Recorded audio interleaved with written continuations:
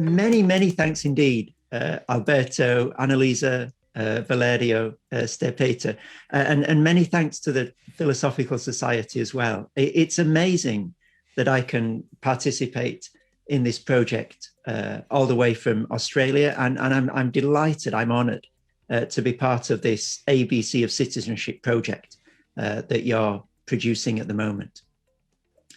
The research that I'm going to be talking about today is part of a project that I'm leading at the moment about the social contract in contemporary society.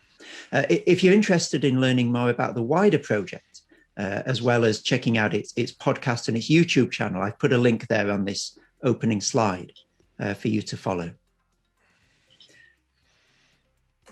The idea of the social contract in one form or another has been central to discussions of citizenship throughout modernity. And in this presentation, I want to briefly sketch how it's been approached and then suggest perhaps a fresh way of approaching this idea of the social contract and therefore of understanding what it means to be a citizen today. Our security and prosperity rely on a set of often assumed implicit agreements that govern the relationships between individuals and the state. And one influential way of understanding these agreements is as a social contract, according to which citizens consent to respect lawful authority and to cooperate for reciprocal benefit. And in recent months, since the COVID-19 pandemic has hit, an increasing number of influential voices have argued that the social contract in Western democracies is broken and that it needs either revising or rewriting wholesale. So groups like the World Bank and the United Nations, for example, have advocated for a renewed social contract to address societal tensions and inequalities. The World Economic Forum has sought to give the social contract its own brand name, calling it the Great Reset Agenda. The Black Lives Matter movement foregrounds the idea of a broken social contract today. And the prominent environmental campaign group Extinction Rebellion has declared the current social contract on its website to be, quote, null and void. In the area of emerging technologies, governments across the world are currently drafting regulatory frameworks for the governance of artificial intelligence and big data. And just this week, actually, the MIT Technology Review published an article entitled Data Fairness, a New Social Contract for the 21st Century Economy. And in all these various instances, I think social contract language is acting in two ways. First of all, it's a thermometer to tell us that something fundamental is wrong with society. And secondly, it's a beacon casting a vision for a better society.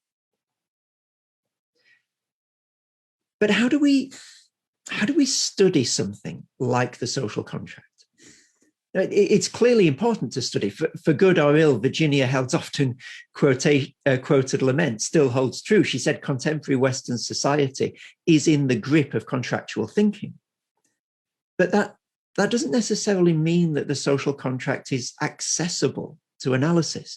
We can't, after all, can we inspect the social contract behind the glass in a museum? We can't directly observe it at specific times or in specific places. It's not isolable to a particular social group, to particular institutions, to particular buildings or ceremonies or practices. We can't explicitly study it in a sacred text. It goes without saying that it isn't a document that we actually sign. Unlike other fundamental social concepts, perhaps like equality and justice, it's not enshrined in particular laws because it underpins the practice of lawmaking and lawkeeping itself. And perhaps partly as a result of this difficulty in analysing the social contract, we tend to study it as a theory, and we tend to look down on it from above, from a theoretical standpoint. This way of looking at it's been classically formulated in the English tradition by Thomas Hobbes and John Locke, and in continental Europe by Jean-Jacques Rousseau and Immanuel Kant. But its current prominence, the reason why we're talking about it today and why so many groups are using this language today, is due, I think, to three successive waves of theoretical renewal that have broken over contractarianism in the 20th century. The first wave came in 1971, when John Rawls sought to legitimate the social contract, not in terms of the good society that it produces, but through the fairness of the rules through which that society has been brought about. And secondly, game theory and rational choice theories opened up a new set of discussions around the social contract. So in the 1980s, David Gauthier used a game theoretical approach to argue that the social contract's moral basis can be grounded in the rational self-interest of the contracting parties. And we've got no need of Thomas Hobbes's classic figure of Leviathan anymore, according to Gauthier. And this approach has since been further developed to address contexts of radical value pluralism, where common agreement among contracting parties is slight at best. And then a third renewal of social contract theory brought to light its exclusionary nature. So Carol Pateman's The Sexual Contract in 1988 and Charles Mills's The Racial Contract in 1997 each highlighted how contract theory takes as the model of the contracting individual the white bourgeois male with unimpeded access to the public sphere and no discernible family responsibilities, which is a prejudice also critiqued by theorists of the ethics of care and others. And each of these approaches is powerful, each of them is productive, but they're also limited. They help us to understand social contracts as theories of rational justification or as repositories of inherent biases, but they're of little assistance in getting at the everyday lived reality of the social contract. The social contract is a set of assumptions and values and expectations that shape the day-to-day lives of individuals and groups in society. And so in the rest of this paper, I want to sketch the contours of what I'm proposing as a new approach, one that focuses on the lived experience of the contract, an approach that I'm calling a narrative phenomenology of the social contract. And I just want to take each of those terms one by one, beginning with phenomenology. Current approaches to the social contract almost always either defend or attack it in objective terms, as a third-person rational justification of social norms. But a phenomenological approach would provide a fresh perspective, showing how social contract stories shape first-person, individual, and corporate experience. It's what Charles Taylor and Marcel Gaucher and others call the social imaginary, this term that describes the way in which people imagine their collective social life through stories and symbols and values and laws and institutions. So for our purposes, we might say that the social contract gives rise to, and indeed arises from, a contractual social imaginary, a set of often unarticulated assumptions and expectations and hopes and fears about the relationships between individuals and corporations and civil society groups and the state. And if we take a phenomenological approach to the social imaginary, we focus not on the social contract as a concept, but on the social contract as a set of intuitions and predispositions that together account for the experience of society that only afterwards comes to be abstracted and labeled as the social contract. And this approach is not always inimical to existing accounts. of the social contract. For example, the turn to lived experience, the phenomenological approach, is an important corrective to overly rationalizing accounts of contractarianism, and therefore it complements the feminist and post-colonial critiques of the self-interested rational subject of classic contractarianism. The narrative aspect of this new approach begins with what I guess is a deceptively simple observation that accounts of the social contract are stories or story fragments. They've got a classically Aristotelian structure of a beginning, which is often called the state of nature in social contract theory, a middle, which is the event of contracting, and an end, which is the state of living under the contract. And as such, they can be examined with tools of narrative analysis, with theories of myth and theories of metaphor.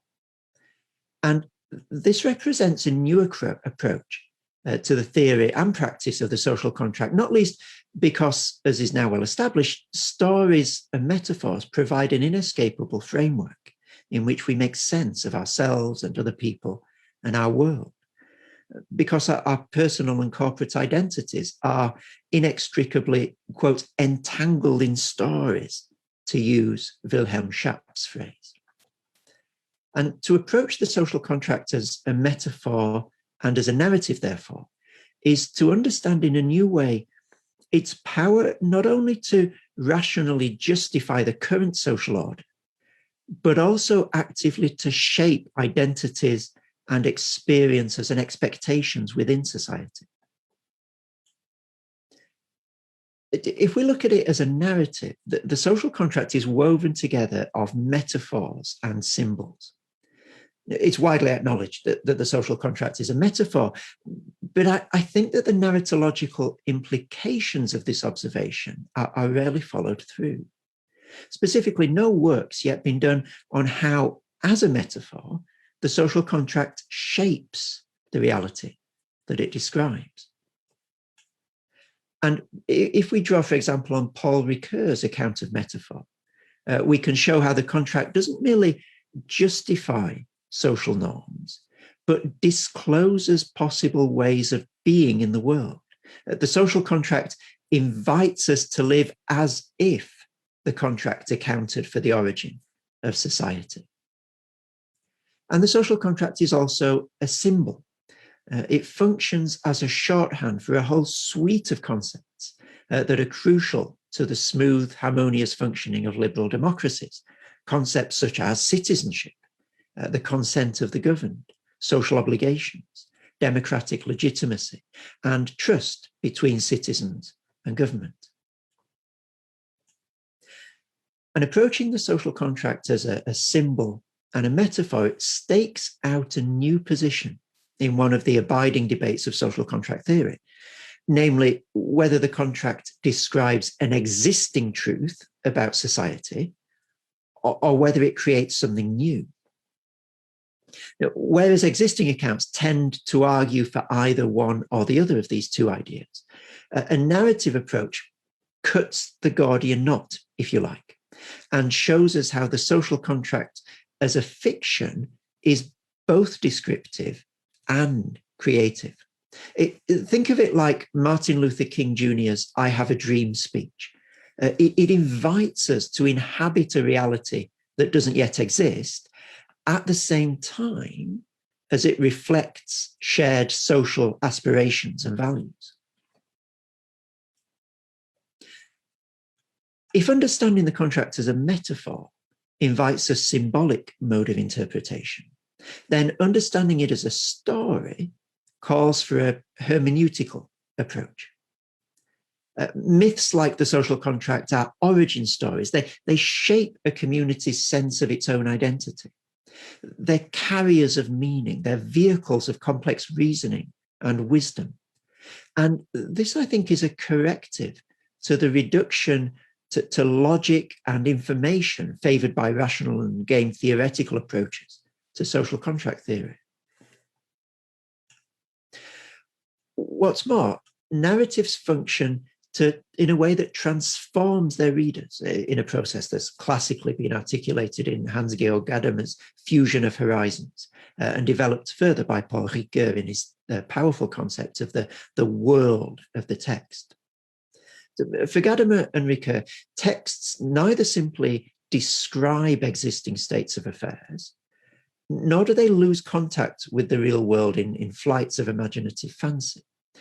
Texts propose what Ricoeur calls worlds or modes of being, in which some aspects of reality and some social values are presented as important and visible, while others are presented as obscure or trivial.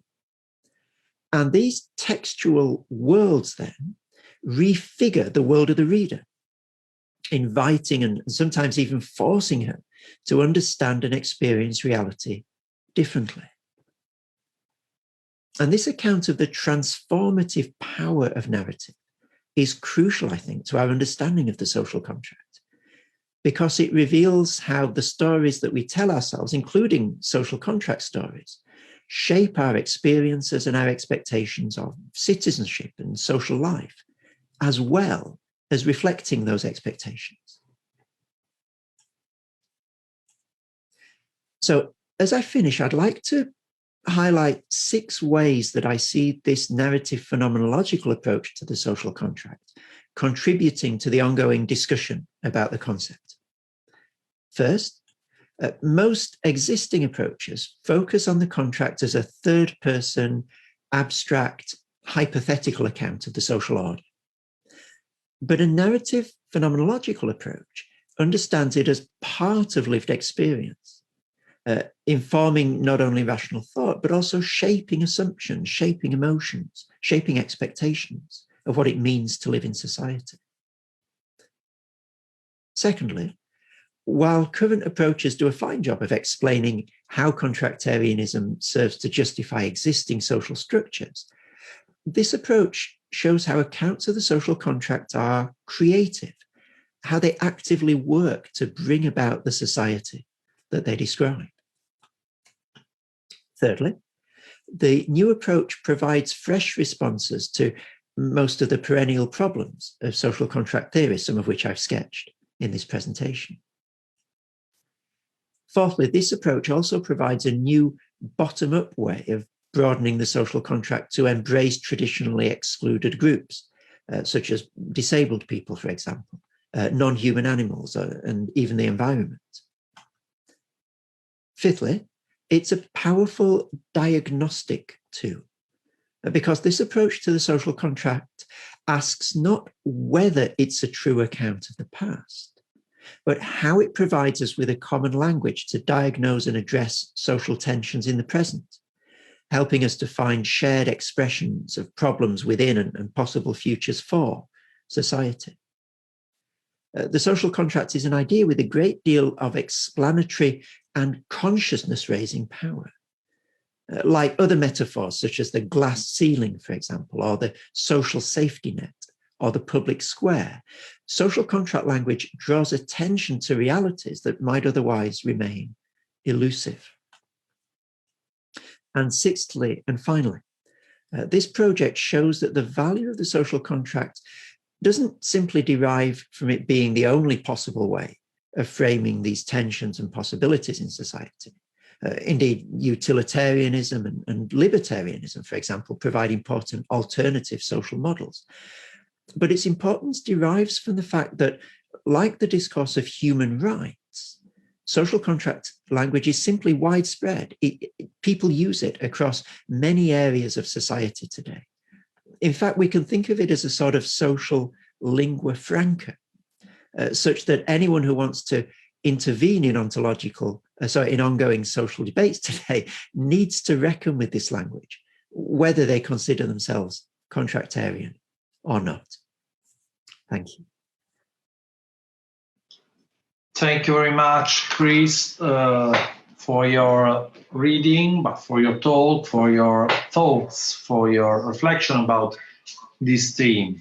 I'm sorry because I lost my connection during my introduction, but I'm sure that Valerio and Terpeta made better substitution for me. It was seamless.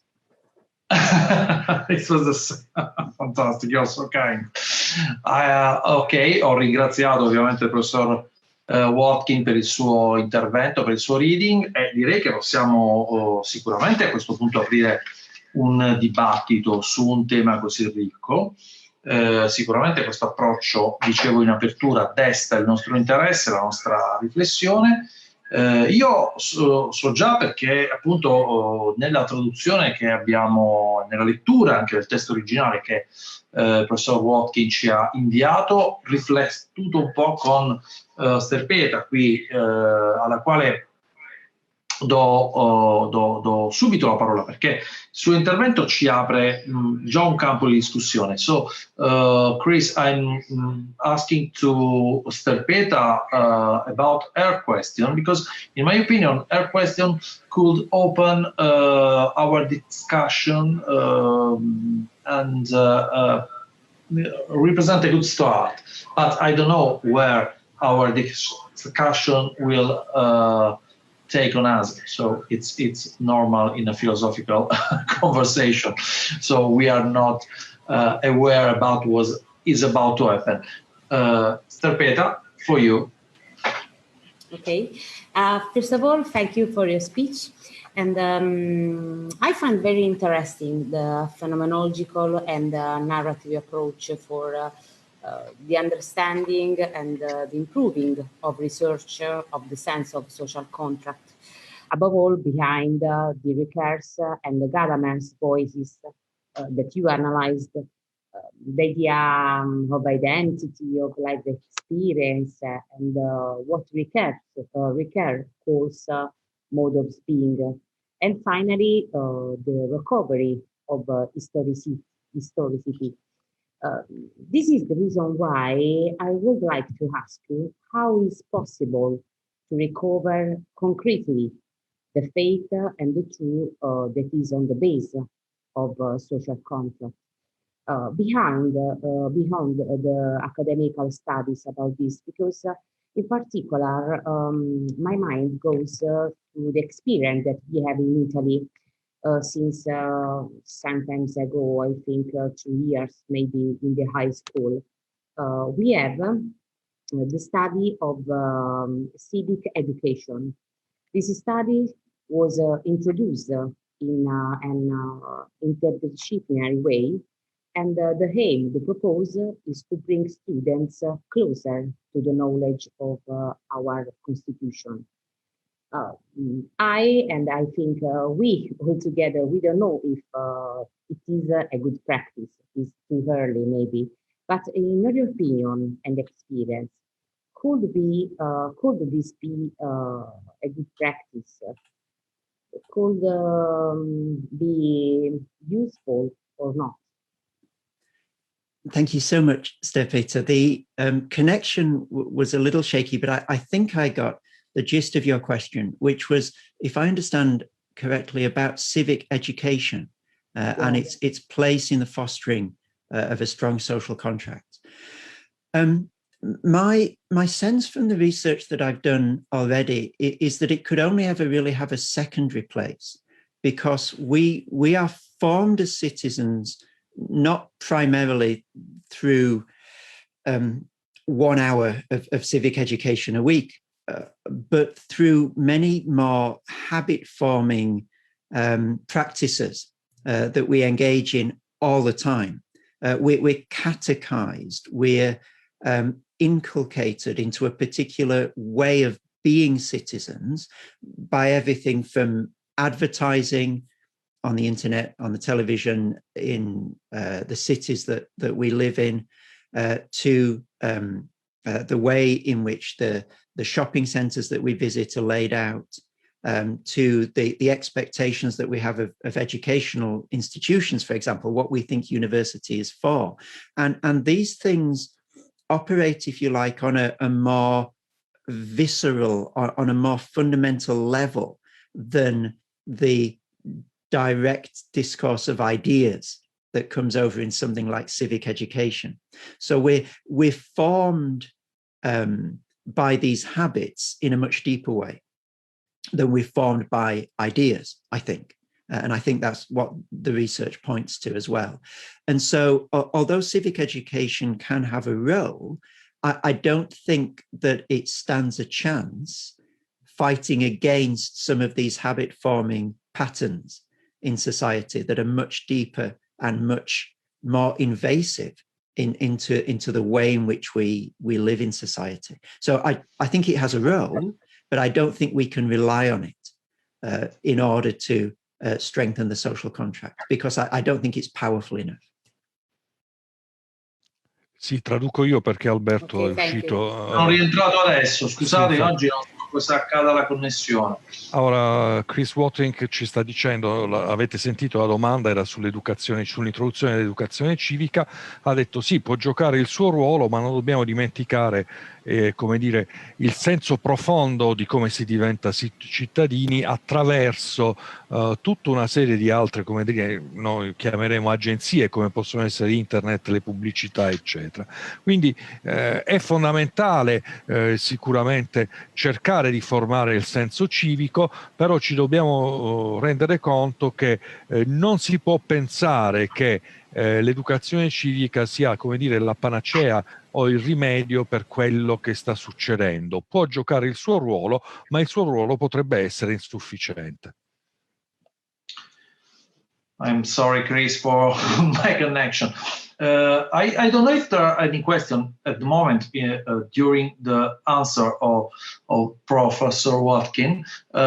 In a while, I will ask you something about the point number 4 you offer to our attention. In particular, I'm stressing the theme of animal rights. I'm referring about Tom Regan essay. I'm sure you perfectly know the case for animal rights. I mean, I wonder about it was not in your bibliography, but you quoted the case of the human rights in your paper. My question is it compatible, your approach, your phenomenological approach, with his position about the theme of the rights for all the vertebrates in the planet Earth?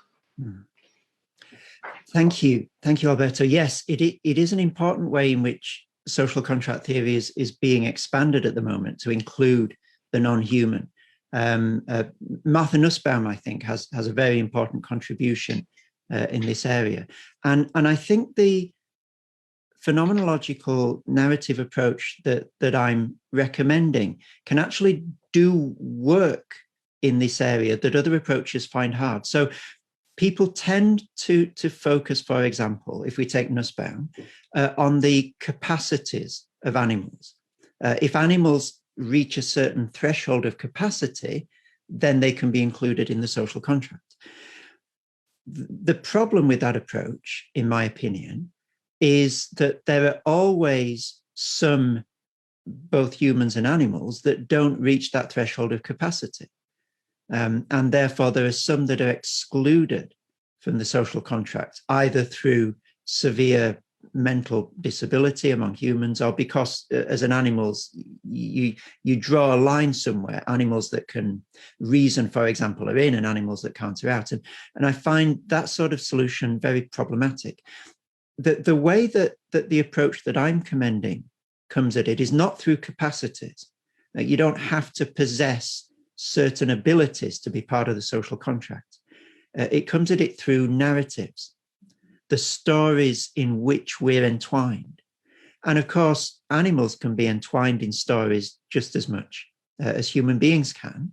And indeed, so can non-living parts of the ecosystem, rivers, mountains, and so forth. And therefore, it's a much more flexible approach to the social contract that can be expanded not only to include animals, but to include any aspect of the ecosystem that's considered valuable. And I think getting away from this capacity approach, saying that in order to be part of the social contract, you need a certain ability, whether it's for rational thought or whatever, is quite a healthy move, both for animals and actually for human beings. Okay, I will translate because Sorry. Okay. I will translate so also Alberto will understand. Allora, sì, la questione appunto dei diritti degli animali è una questione appunto, tu hai citato Reagan, però appunto Chris ha Un tema citato caldo, ero rimasto lì sì, Chris ha citato soprattutto Martha Nussbaum e il suo contributo appunto a questo tipo di approccio.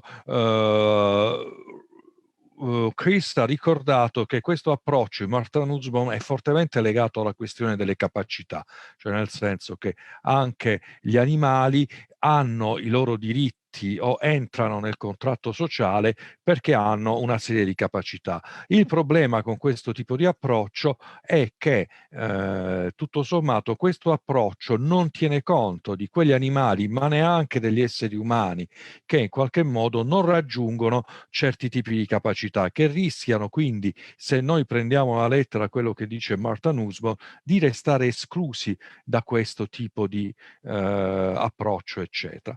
Per cui il suo approccio, che è un approccio narrativo, guarda soprattutto alle storie che in qualche modo interagiscono tra di loro e permette quindi di non guardare ad aspetti delle capacità, ma solamente ad aspetti che hanno a che fare appunto con gli esseri umani in genere e con anche gli animali, eccetera. E questo tipo di approccio coinvolge non semplicemente gli animali, come l'approccio della Nussbaum o di Reagan, ma in qualche modo può coinvolgere l'intero ecosistema, perché tutto l'intero ecosistema può entrare all'interno appunto di una narratività, va bene, o di una storia. Quindi questo è quello che sta dicendo. Quindi lui ritiene che l'approccio Nussbaum-Reagan in qualche modo abbia, soprattutto quando si guarda la questione delle capacità, una serie di, come dire, di limiti che invece vengono superati dalla narratività e soprattutto da queste storie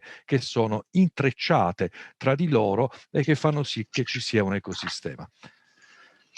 Almeno l'audio stavolta è andato, almeno quello. Ok.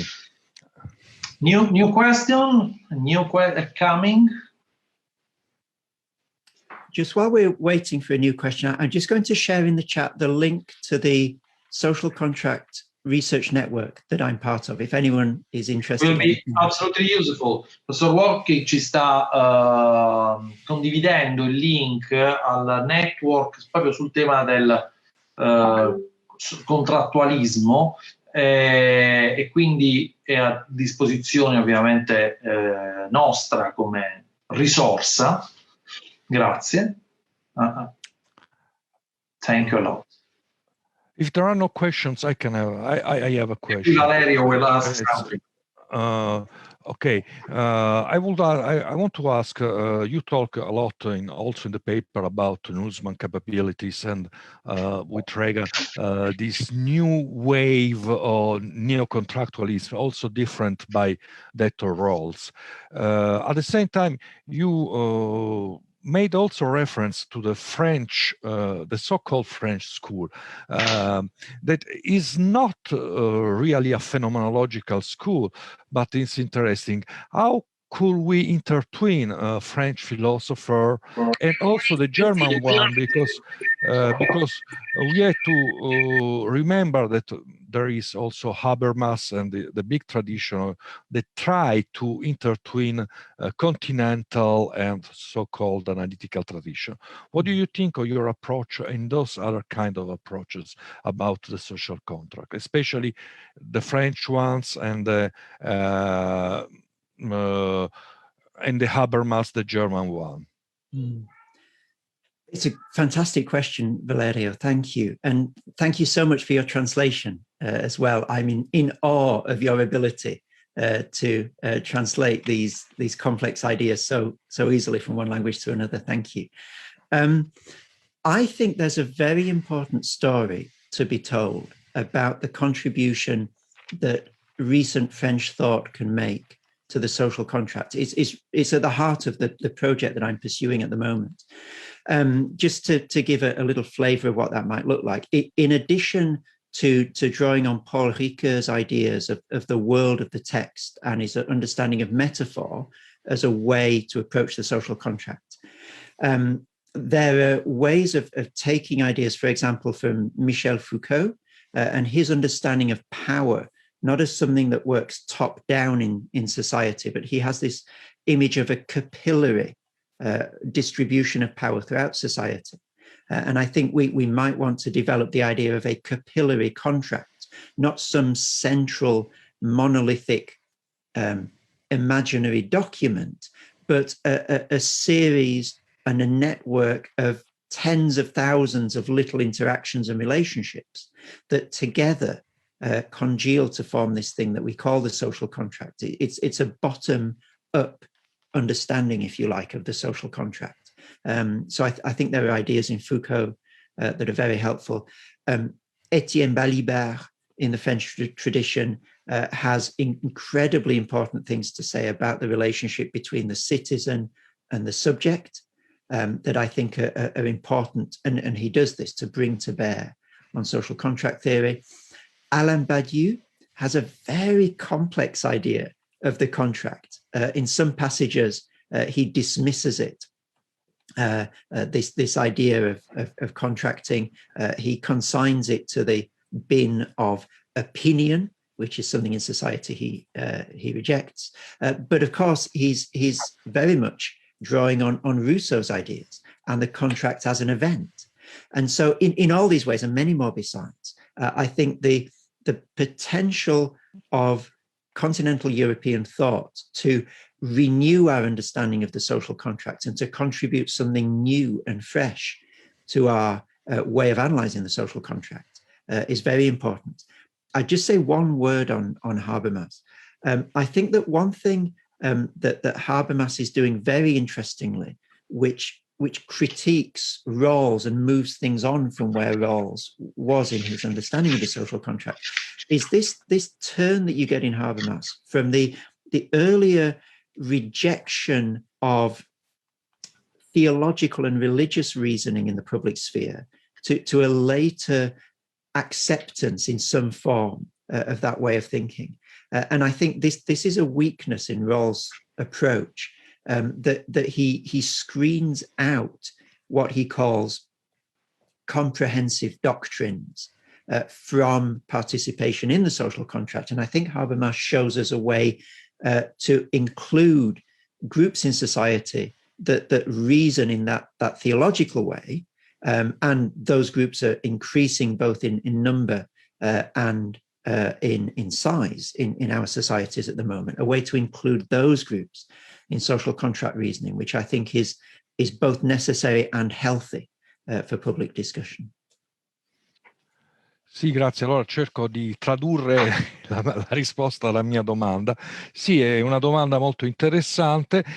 Chris dice che c'è effettivamente da parte loro e da parte di questo progetto, appunto, di un approccio fenomenologico al contratto sociale, molta attenzione alla filosofia francese, in particolare ovviamente la citazione di Ricoeur, no, dell'uso della metafora, che è già presente nel saggio, ma lui ha citato anche Foucault e appunto il concetto del potere in Foucault, no? La famosa microfisica del potere o la capillarità in qualche modo del potere, che permetterebbe anche di sviluppare l'idea di un contratto capillare che non sia un contratto appunto verticistico o dal basso verso l'alto eccetera, ma che sia appunto un contratto diffuso.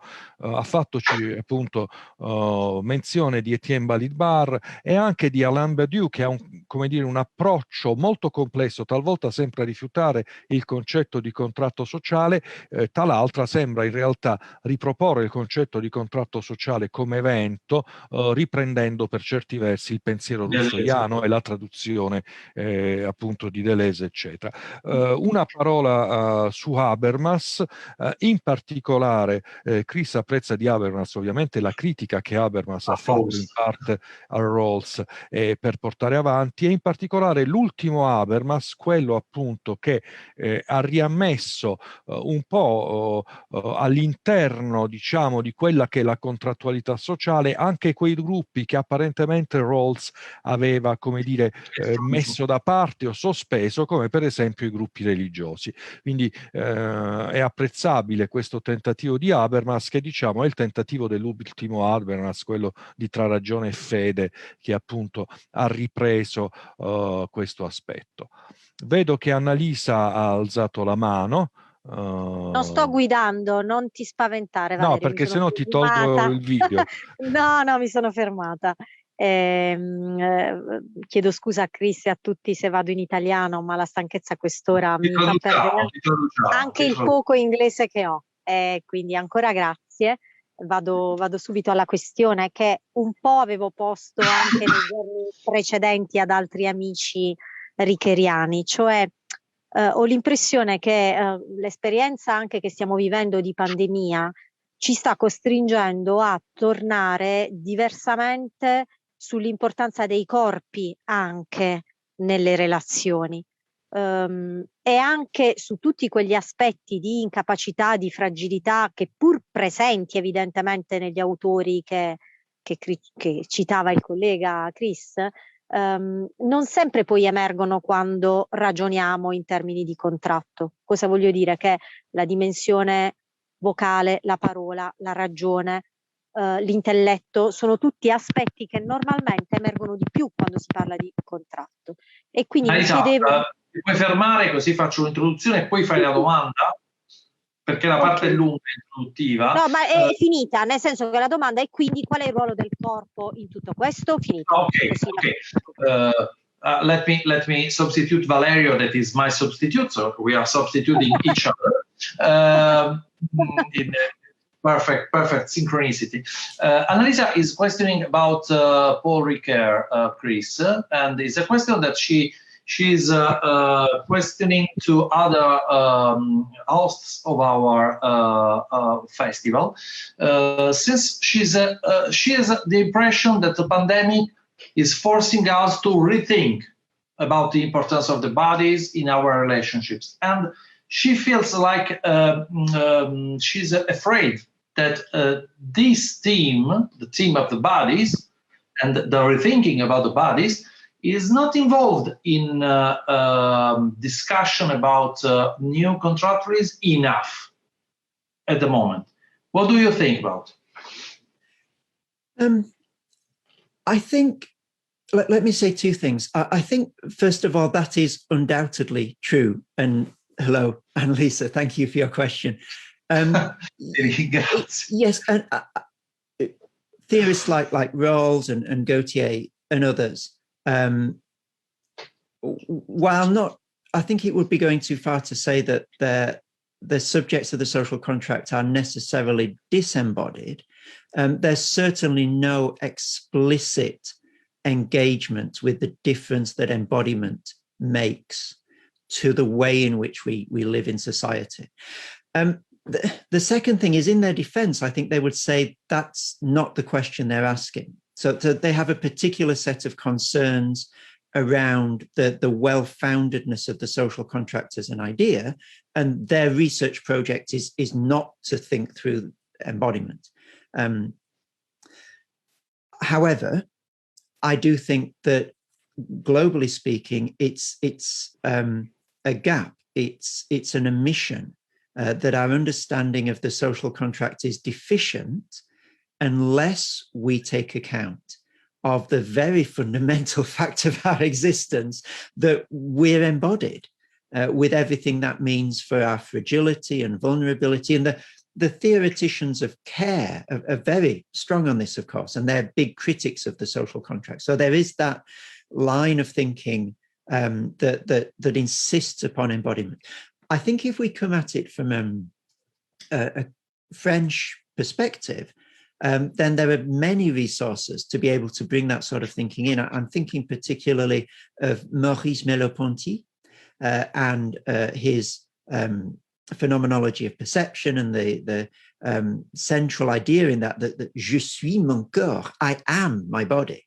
and the way in which that can help us to bring a new dimension, again, to social contract theory, one that I didn't talk about in this presentation, but I think is incredibly important for understanding what it means to live together in society, because after all, the way that we live together is as embodied beings. And you're absolutely right, Annalisa, yes.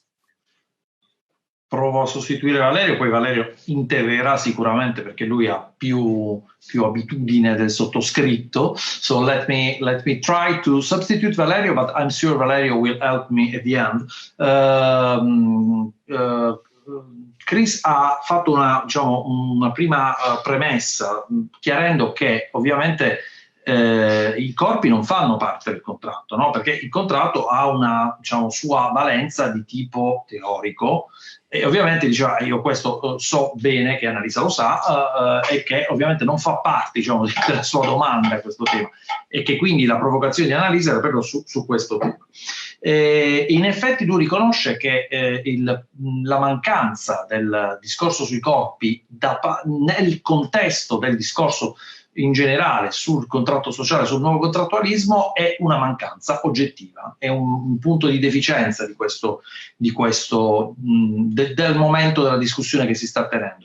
E in particolare però lui ritiene che sia il caso di insistere su questo, cioè che sia un'occasione per discutere di questo tema. In particolare lui propone la prospettiva fenomenologica di Merleau-Ponty, il quale dice: io sono il mio corpo, per l'appunto. Perché bisogna ripensare in questo senso? Perché alla fine, per quanto l'approccio teorico poi porti a delle leggi, alla fine noi siamo in rapporto tra i corpi, e quindi è giusto che si riguardi, anche indipendentemente dalla pandemia, il problema della gestione dei corpi.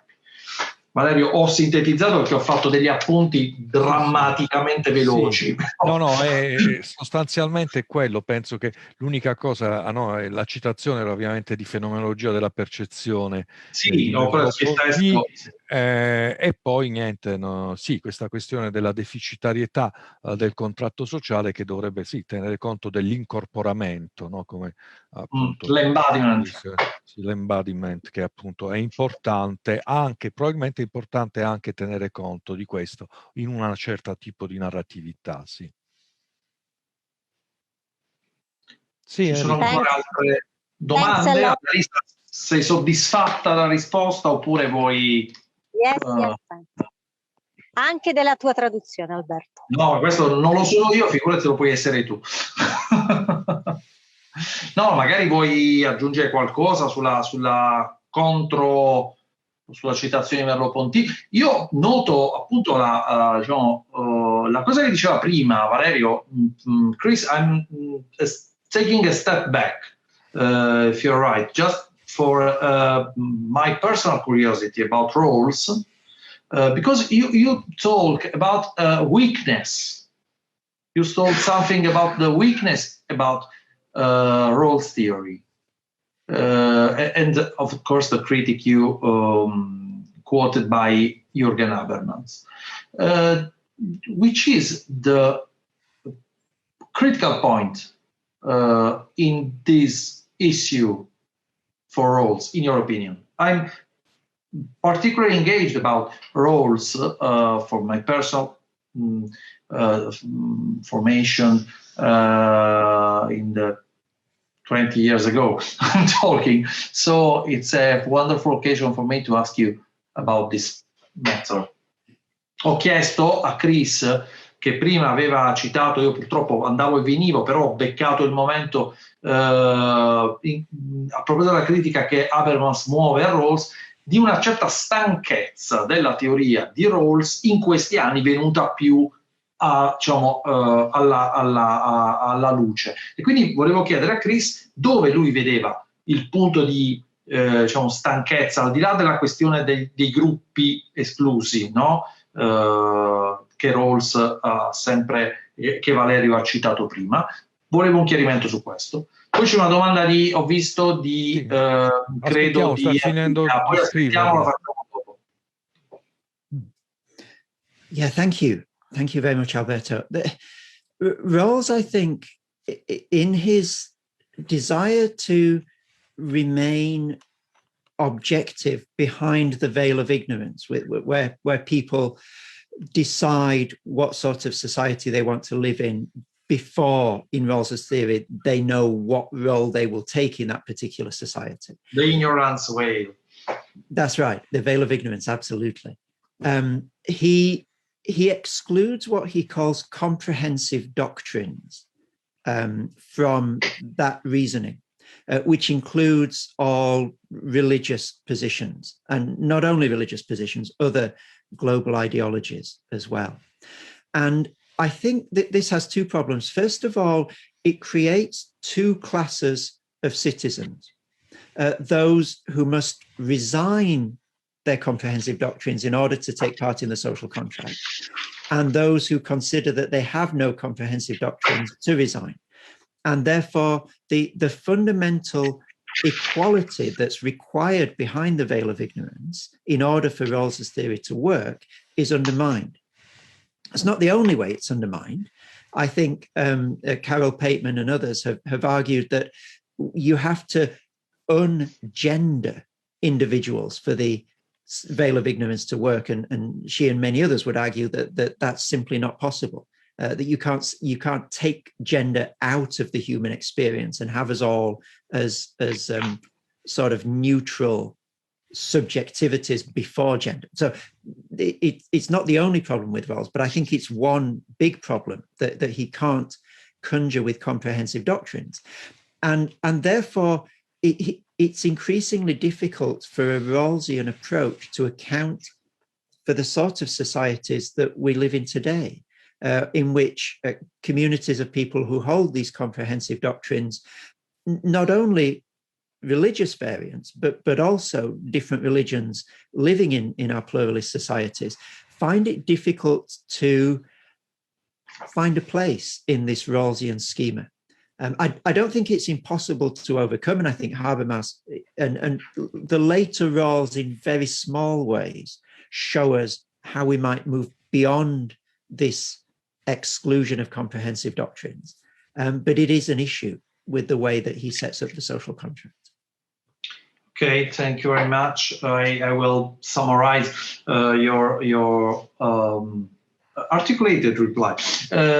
Chris praticamente sostiene come essenzialmente, qui veramente faccio, anche perché vedo che il tempo va molto avanti, essenzialmente è un problema di anacronismo, quello della teoria di Rawls. La stanchezza di cui lui parlava è dovuta al fatto che la società sta andando, la società che ha seguito a Theory of Justice e anche Justice as Equity del 1992, è una società che è cambiata profondamente, ad esempio il tema del genere, del gender, che non è per niente considerato, perché gli uomini, i soggetti, diciamo, che contraggono il patto dietro il velo di ignoranza nel pensiero di Rawls sono dei soggetti neutri, sono dei soggetti che invece oggi sono, dice Chris, fanno le loro scelte partendo dal gender. Quindi non solo la cosa a cui Valerio aveva fatto riferimento, cioè l'esclusione dei gruppi religiosi. Quindi questo è un primo problema. C'è il secondo problema che lui vede in maniera molto più forte, appunto questa mancanza di attenzione per il genere. Terzo punto, è un problema legato anche, anzi lui l'ha detto all'inizio, alla divisione in due classi sostanzialmente di cittadini, no? I decisori da una parte e chi subisce la decisione dall'altra. Quindi c'è un problema anche di rappresentatività che oggi noi sentiamo, per esempio, Chris probabilmente non segue le questioni politiche italiane, però immaginate il problema della nostra rappresentatività applicato alla teoria di Rawls. È un tema su cui discutere, ma ultimo punto che lui ha sottolineato è che Rawls non tiene conto di come il mondo di oggi sia multicomunitario, cioè sia ricco di tante comunità che hanno delle istanze diverse e che secondo lui la sua teoria, appunto molto teorica, ha un grosso problema di traduzione poi nel concreto. Ok, traduco, sì. La traduzione va benissimo, promosso, dico la domanda. There is another question in the chat, I will translate for you, Chris. Enrica, who is here, ask if in your narrative could enter also artificial artifact in the global vision, not only so the natural or the ecosystemic, the ecosystem, but also artificial artifact. This is the question. Thank you, Enrica. A very perceptive question, and the short answer is yes, absolutely, and necessarily so. So I think the way we live in society is incomprehensible if the only thing that we take account of is human bodies. We live in relationship, of course, to objects, the objects that, in a sense, make us human, the objects that if you take them away from us, we no longer have human beings as we understand them. If we think of the technology, for example, of clothing and houses, that's all part of what it means to live in community together. And I think taking account of that explicitly is a way of further expanding social contract theory in a way that's been invisible to it so far. But I think you can even expand it further to less tangible artificial constructs like institutions, for example. So you've got material objects that I think are important in our understanding of living together in community, but also less concrete, but also really important institutions, and seeing how those things inculcate in us certain habits and expectations of what it means to live together, and how they in a sense channel us into certain ways of living together is an important aspect of social contract thinking. I mean, one of the sort of obvious examples today, and one of the very problematic examples that people like Shoshana Zuboff have written about very persuasively, is the way in which the social media ecosystem forces us into certain ways of relating to each other. In a sense, forces us into a certain kind of social contract, whether we like it or not. I have a limited number of ways of interacting. I can like, whatever that means, somebody's post or somebody's opinion, but it's harder for me to be more nuanced in my interaction with them. And of course, this links into the previous question as well of embodiment and the way in which these particular platforms tend to disembody individuals as well. So you're absolutely right. We have to take account of artificial, quote unquote, objects if we're to understand the way in which the social contract emerges in society. Sì, traduco. Allora, ovviamente la risposta breve è assolutamente sì, cioè devono entrare queste cose, però diciamo la risposta più articolata è che noi viviamo effettivamente con gli oggetti, basta pensare anche agli oggetti più banali che possono essere il vestirci o all'avere un tetto, no? All'avere una casa, e questo fa sì che gli oggetti hanno sempre avuto un significato e che dovrebbero entrare, come dire, nel contratto sociale. Però ci sono delle cose che vanno anche al di là di quelli che sono gli oggetti. Gli oggetti sono fondamentali e l'essere umano non vive senza oggetti, ma lui, appunto, Chris, ha parlato anche delle istituzioni, va bene? Le istituzioni, appunto, che sono, voglio dire, c'è anche non semplicemente il mondo artificiale tangibile, ma c'è il mondo artificiale intangibile, cioè quello che noi non possiamo effettivamente toccare. Ovviamente l'esempio per eccellenza è quella dei social media, dove addirittura noi, in fin dei conti, entriamo in un contratto sociale senza neanche accorgercene, no? Nel senso che una volta che entriamo in questo canale siamo canalizzati all'interno di una società in cui poi esprimiamo anche i pareri, qualunque cosa voglia dire appunto il like, come lui dice, eccetera. Chiaramente questo si ricollega poi a quello che si era detto prima sull'incorporamento, che in questo caso invece diventa scorporazione, cioè nel senso la scomparsa, come dire, del corpo, che avviene appunto in questo tipo di istituzioni intangibili che diventano sempre più importanti nel nostro mondo. The Internet of the Things in such way is involved in this matter, I suppose. And it relates as well to the way in which social relationships are increasingly commodified and profit is extracted from them.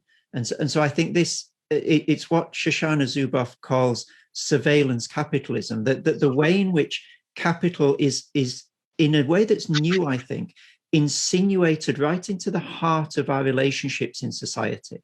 In a sense, the social contract is itself being monetized. I think that's a very important aspect of what's happening to it at the moment.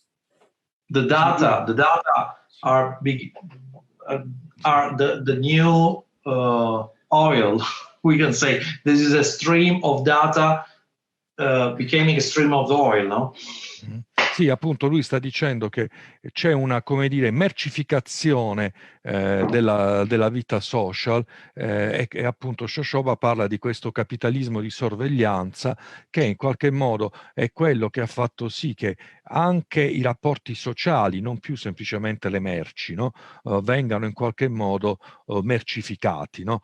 In quanto tutto sommato, no, i like contano anche denaro, diventano dati e quindi da questo punto di vista c'è una monetarizzazione anche dei rapporti sociali. It's okay. I don't know, c'è qualche altra domanda? Chiedo se... meglio solleciterei Luca, visto che insomma ha tradotto anche... Tradotto. Please, Luca translated your text, Chris, so I think, yeah. Maybe Luca can enhance our talk and with a question or with a comment to Chris' paper. And it's okay. We deserve to Luca this. So okay, you shall listen to me right now. I'm right? It's okay. Okay. Perfect.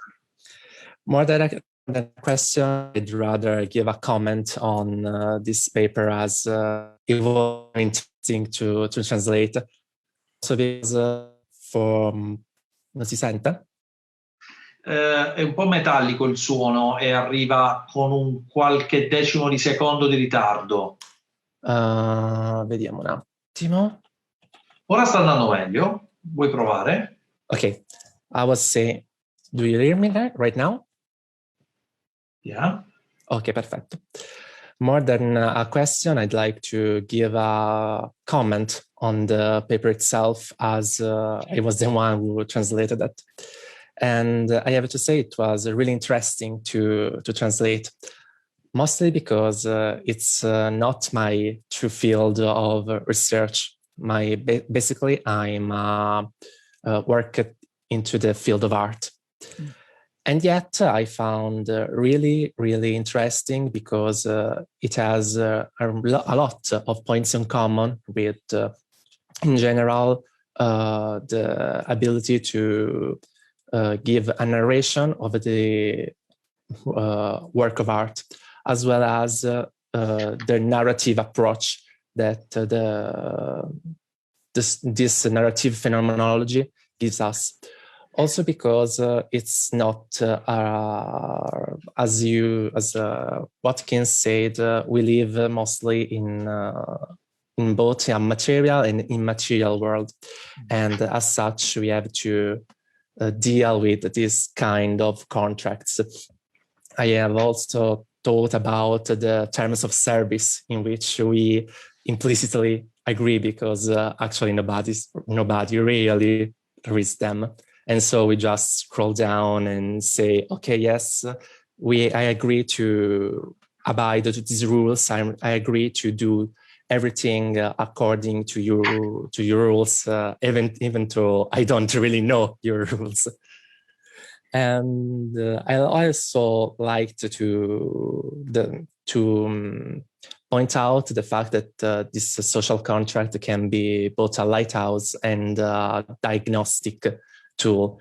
And this also was something that really caught my attention, as well as my interest in this translation. And I admit that I will actually look for something else about the social contract also, because, as I said, it's not my field, so it really is interesting in me right now.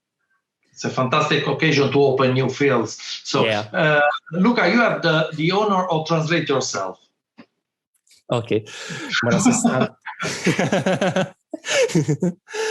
allora fondamentalmente ho dato un commento in generale al paper, in quanto l'ho tradotto, e avete già fatto voi molte domande molto più interessanti di quelle che avrei potuto fare io in questo momento, molto più anche puntuali rispetto alle mie, perché appunto, come ho detto, io non mi occupo essenzialmente di contratto sociale, mi occupo fondamentalmente di estetica. E quello che ho detto è che ho trovato molti punti in comune con il fatto che noi viviamo essenzialmente con materiale e immateriale. Sì, con gli oggetti materiali, in quanto l'opera d'arte in sé, noi siamo abituati a un'opera d'arte che può essere materiale, ma che l'arte concettuale e soprattutto nuove forme d'arte in questo periodo stanno portando, come esempio la crypto art, in generale l'arte digitale. E inoltre ho detto anche che è stato molto interessante anche il fatto che noi effettivamente ci diamo sempre a un contratto sociale, soprattutto quando noi nei social media o comunque quando ci scriviamo una qualsiasi cosa, ci sono i termini del servizio, i cosiddetti TOS, che noi tutti accettiamo senza neanche leggere, perché obiettivamente noi diciamo va bene, mi va bene stare e a utilizzare questa cosa secondo le tue regole, sebbene io queste regole non le sappia, quindi fondamentalmente siamo sempre perennemente impigliati, diciamo, in un contratto. In questa rete. Chris, we made a translation of the comment that Luca offered to you. Maybe you will say something to end our talk.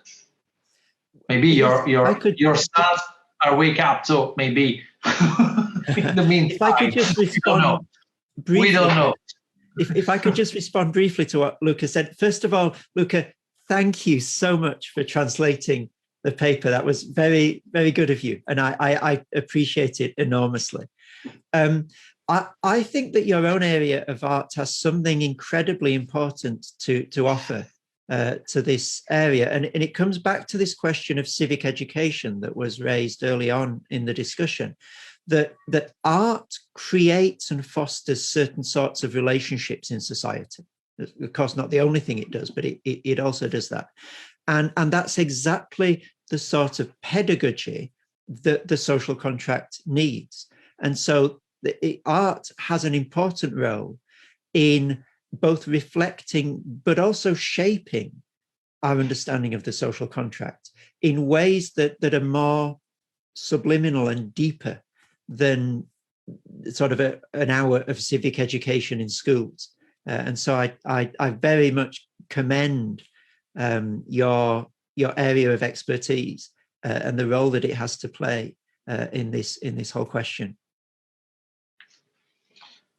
Chris ha voluto sottolineare come, partendo proprio dalla fine, lui è molto interessato al settore di ricerca di Luca, quindi all'estetica, perché riconosce all'estetica e quindi all'arte in generale un ruolo performativo circa il tema del contratto sociale, perché l'arte spesso dà forma e ci consente, questo Annalisa penso che sarà molto contenta di sentirlo, perché lei lavora spesso tantissimo nell'ermeneutica con l'arte e con le immagini, di dare forma ai concetti, quindi di capire, di consentirci di capire il tema che è in gioco in questo momento. Quindi l'arte ha un'importanza enorme in questo senso. Allora, oltre ai ringraziamenti sentiti per Luca e per il suo lavoro, ma proprio per aver reso, diciamo, questo servizio di ponte concettuale.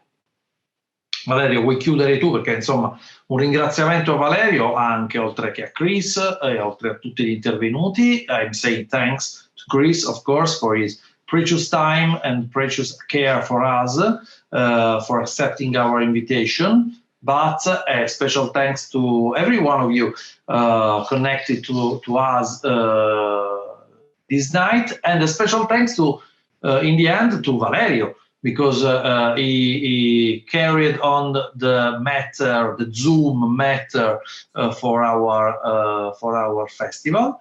Penso che non ci sia bisogno di tradurre quello che ho detto, Valerio, quindi a te la chiusura. Dai. Molte grazie a tutti, è stata un'esperienza interessante, anche molto notturna talvolta, soprattutto una dura prova per il mio inglese. I'm saying, Chris, thank you very much to all for this occasion, but it was a very, very hard time for my English, especially at that time, because you know that due to the long terms of our day, no? Because yes, this is the long terms of our day. You are in the beginning, you know, and that's a different idea. So thank you very much, Chris. Thank you very much to all to have this occasion. Grazie veramente a tutti. It's been a great honor for me to share these ideas with you. It's the first time that I've shared them in this form, and I have a great deal to go away and think about because of the questions that you've asked. So thank you so much. And Valerio, Alberto, Luca, you are the glue of the social contract. Without you, this could not happen. So thank you so much for translating between the two languages.